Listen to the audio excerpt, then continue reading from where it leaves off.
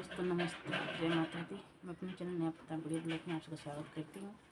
एक छोटा सा सोहर गीत प्रस्तुत करने जा रही हूँ। उसको कैसा लगे कमेंट बॉक्स में ज़रूर बताइएगा। अगर अच्छा लगता है तो कमेंट करिए, सब्सक्राइब करिए। ए सखिया ससुरे से आवेला ना दिया हो नैहारा वा में पहुँचई हो नैहारा वा में पहुँचई हो। मोरी भाऊजी कहाँ गए भाई या हमारा हो यहाँ का भार रोते हो यहाँ का भार रोते हो। मोरी सखिया भीतर से निकाल रही है भाऊजी हो बिराहा बोलिए बोलाई हो बिराहा बोलिए बोलाई हो। मोरी ननदी भैया तो गाए हैं विदेशवा हो यहाँ का के भेटा भी हो यहाँ का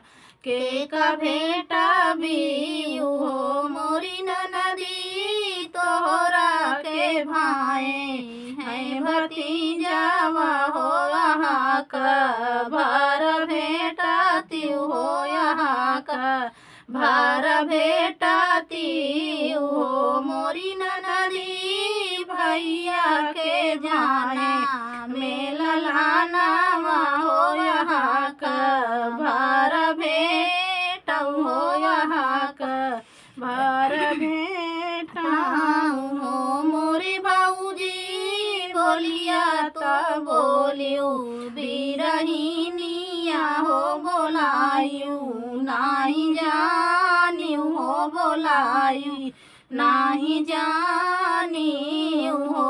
मोरी भाऊजी के तना भेटा बई भतीजावा हो या सुइया नाही गिरी हो या सुइया नाही गिरी हाई हो।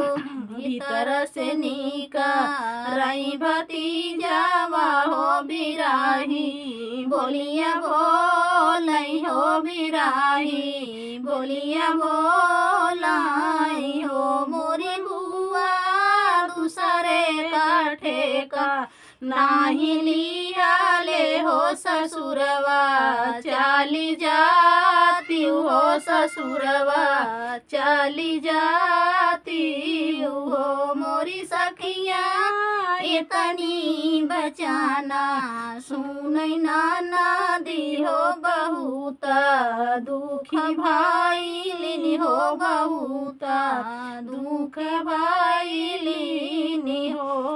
मोरे भाऊजी बनी जावई पेड़े कई सुगाना हो नैहरवा नाही आऊ गई हो नैहरवा नाही आऊ गई हो। इतनी बचाना सुनई भाऊजी तो हो ननदी से अराज करई ननदी से अराज करई हो। मोरी ननदी बनी जाती पेड़े कई सुगानावा हो जियरवा मोर छूटई हो जियरवा मोर छूटाई हो।